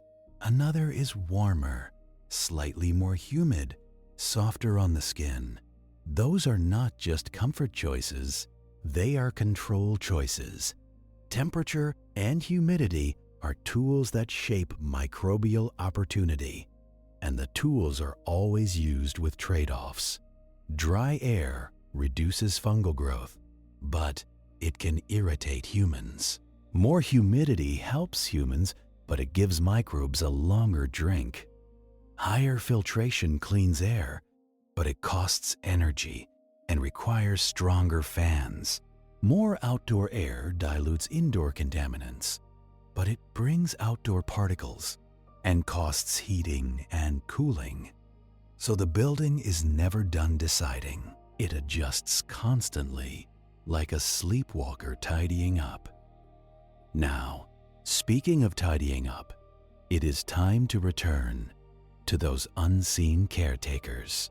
Because in a hospital, the most important work is often the work that looks like nothing. A nurse notices a ceiling tile that has a faint stain, not dramatic, not dripping, just slightly discolored at the edge. That nurse reports it because stains are how water introduces itself. A maintenance worker opens the tile and finds a small condensation line sweating. The insulation is damaged in one spot, leaving a cold surface exposed to humid air. Every time the system runs hard, water forms. A few drops fall, then evaporate, then fall again, like a slow metronome. This is not a flood, but it is a schedule. And microbes love schedules. So the worker replaces the insulation, seals the vapor barrier, and the sweating stops. The ceiling tile is replaced because tiles are cheap compared to fungal investigations. The room returns to boring. That is the real victory, restored boredom. And that boredom depends on watching for water, because water is the only exciting thing microbes need. This is why hospitals track humidity trends, not just room temperatures. A humidity spike can hint at a failing dehumidification coil. It can hint at a stuck damper bringing in too much outdoor air during a humidifier, overshooting its target. Or it can hint at something even less glamorous, like a door propped open near a steamy area. The building responds with little adjustments, and if that fails, humans respond with tools. A coil is cleaned so it can remove moisture efficiently again.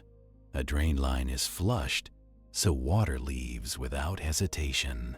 A damper actuator is replaced so outdoor air is not accidentally flooding the system.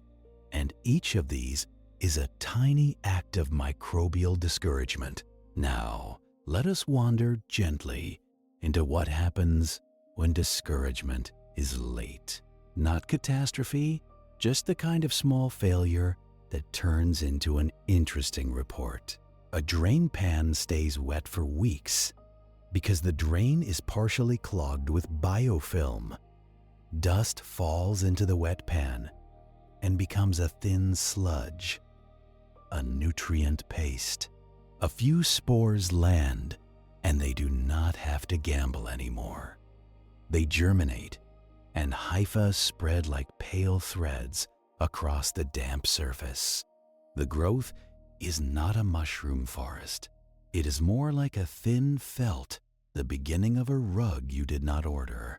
As air passes over the wet surface, it can pick up fragments, spores, and volatile chemicals. Some fungi produce microbial volatile organic compounds, which is a long phrase for small, smelly molecules that can create a musty odor, the classic damp smell that humans interpret as mold. The odor does not measure danger by itself, but it is a clue that something is wet where it should be dry, and wet is always the real issue.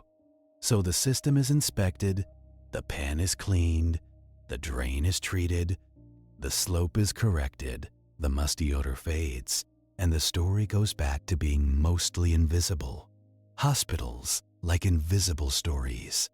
Now, there is a quiet field that sits behind all of this, like a librarian behind the desk. Infection prevention. These are the people who translate building quirks into patient risk. They read construction plans the way some people read novels, looking for plot twists. They ask questions like, where will the dust go when you cut that wall? How will you keep negative pressure in this wing during the renovation? Where are the immunocompromised patients housed? And can we protect them from the work? They are not guessing. They are thinking in particles because they know what the building does and what the building fails to do. During construction, infection prevention teams often coordinate something called an infection control risk assessment. It is exactly what it sounds like, a formal way to decide how to keep the dust drama contained. If you are a spore, construction is your best holiday. Walls open, old dust wakes up, and air currents get weird. So the hospital responds with containment, plastic sheeting, sealed edges, zipper doors, negative pressure fans exhausting to the outside. Sometimes the exhaust passes through high-efficiency filters because the outside world also deserves boring. Workers may wear protective gear, not just for their lungs, but to avoid tracking dust outward. Sticky mats catch particles on shoes and wheels. Daily cleaning inside and outside the work zone reduces the slow spread of debris. And because this is a hospital, the work often happens while patients are still inside. Life continues during demolition, which is an absurd thing humans do. So, the systems are built to keep chaos localized. Now, let your attention slide back to fungi, because fungi are patient. They do not rush to colonize the entire building. They take whatever niche offers stable moisture. And in ventilation systems, the niches are often small and specific. Humidifier components. If water quality and maintenance are imperfect, cooling coils and drain pans. If drainage is compromised, any insulated surface that gets damp and stays damp, any porous liner that becomes wet and cannot dry quickly, and anywhere dust accumulates on a surface that occasionally sweats, the pattern stays consistent, and that consistency is almost comforting. It means you can predict where problems will appear. Prediction is the opposite of fear. Now, you might wonder, what happens to spores when they are trapped in filters? They do not explode. They do not plot. They sit in the dust cake, dry, often dormant. Some may lose viability over time, meaning they can no longer grow. Some remain viable for long periods because spores are built for waiting. The filter becomes a kind of spore cemetery and spore vault at the same time. And that is why filters are handled carefully during replacement. A loaded filter can release particles if it is dropped or shaken, so it is slid out gently, bagged, sealed, and removed. The goal is to move the captured material out of the building without reintroducing it. It is boring choreography. Now, the air itself can be treated in some systems with ultraviolet germicidal irradiation. This is ultraviolet light used to damage microbial genetic material. It is often placed near coils or drain pans, where microbial growth is most likely. The light is harsh and invisible, the kind of brightness that makes spores regret being physical. It does not replace cleaning and drainage, but it can help reduce biofilm formation. It is another tool for keeping the wet parts of HVAC from becoming lively. And because ultraviolet light can degrade some materials, it must be installed thoughtfully. Even the light that kills microbes has fine print. Now let us pivot gently back to pipes for a moment, because pipes and vents keep trading problems. A leaking pipe above a ceiling can soak insulation around a duct. That wet insulation becomes a long-term moisture reservoir. Then even if the leak is fixed, the insulation stays damp, and fungi take advantage. So water incidents trigger a whole routine. Locate and stop the source. Remove and replace wet porous materials.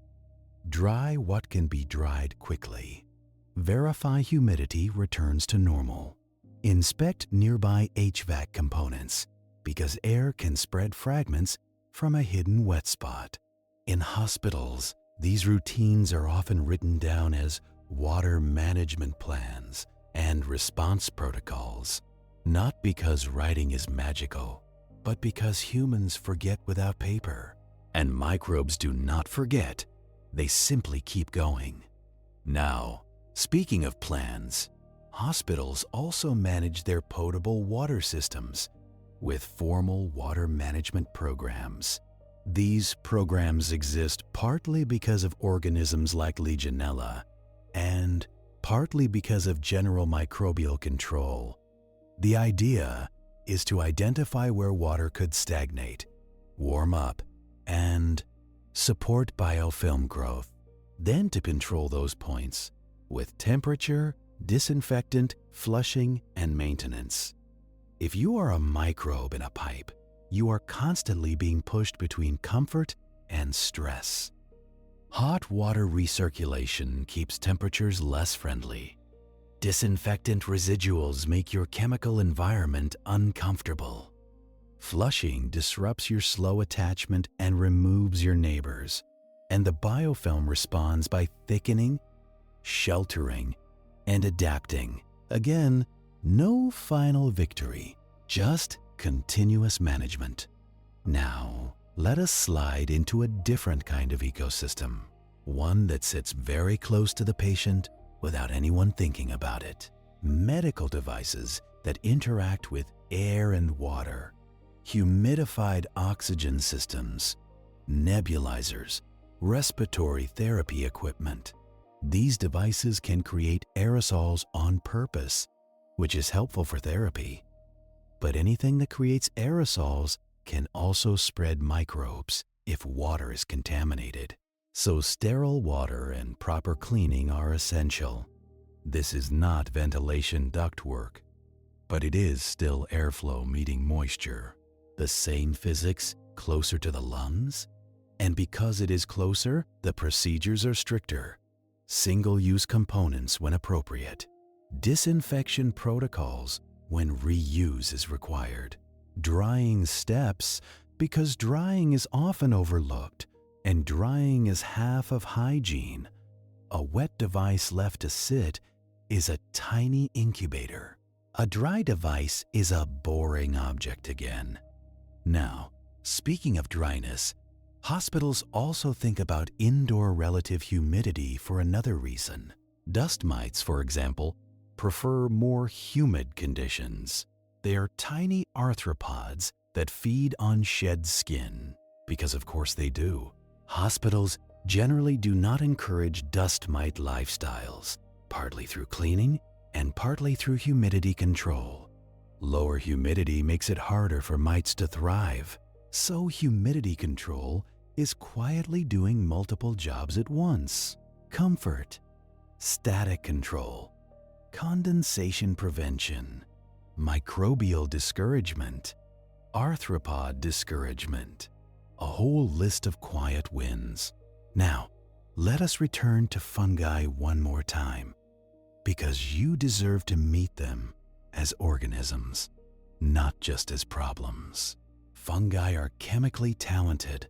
They can digest complex polymers that many bacteria cannot. They can tolerate dryness better than many microbes.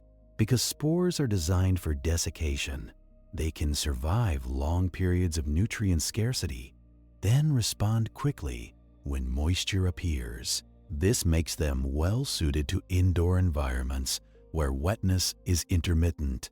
A duct is dry for weeks, then damp for a day, then dry again. That cycling is annoying for humans and perfect for spores. A spore does not mind boredom. Boredom is literally its survival strategy. And when it grows in threads, which lets it explore surfaces efficiently. A hypha can extend into tiny cracks around dust particles across a thin film of water. It is a structure built for finding resources in poor environments. So indoor fungal growth is rarely lush. It is lean and opportunistic. Now, if you are listening as a human, the word mold often triggers a reflex. But in a hospital ventilation context, most of what is found is not exotic. It is the same genera you find outdoors, redistributed by a building. Aspergillus, Penicillium, Cladosporium, sometimes Alternaria, common outdoors, especially around plants. Sometimes yeasts, though yeasts are more common on moist surfaces than in dry ducts. The weirdness is not the fungus. The weirdness is the habitat, a man-made metal cave with controlled winds and occasional sweating surfaces. Life will try any habitat because life is a system that tries. Now, there is one more quiet building science idea that matters here. Particle size. Large particles settle quickly and mostly land near the source. Small particles can stay suspended longer, ride air currents farther, and get into deeper lungs. Many fungal spores are in a size range that can stay airborne, especially when air is turbulent. That is why dust disturbance matters. Vacuum cleaners with good filtration matter. Construction, containment matters. And why high-efficiency filtration is used in protective areas. Reducing small particle counts reduces the number of spore vehicles. Now, the hospital does not just filter air for microbes. It filters for general particulate matter, because particles also carry chemicals and irritants. And in modern life, outdoor air can contain wildfire smoke, urban pollution, industrial aerosols. So the HVAC system is doing public health work even when no one calls it that. It is a membrane between you and the atmosphere, a selective skin for a building. Now, speaking of skin, you are about to pivot into the most intimate ecosystem in the hospital, the human one. Because the next part of the outline wants you to zoom out and notice the managed world as a whole. And the managed world includes you, shedding constantly, feeding dust with your own biology. You are not separate from the building ecology. You are one of its main particle generators. Every hour, you release thousands of skin cells, many carrying bacteria that live on you naturally. Staphylococcus species, for example, are common on human skin. Not a villain by default, just a resident. Coriine bacterium, another common skin group, also lives quietly on many people. These microbes ride on skin flakes like passengers on rafts. In a hospital, where many people pass through, the indoor dust microbiome often resembles human skin communities. It is a strange thought that buildings collect a smear of everyone, a slow blending of tiny biological signatures, and ventilation systems with their filters and return ducts become part of that collection process. Now, this is where the tone shifts slightly into something almost tender. Because the building is not only managing fungi, it is managing the constant biological rain that falls from every person inside it. Patients,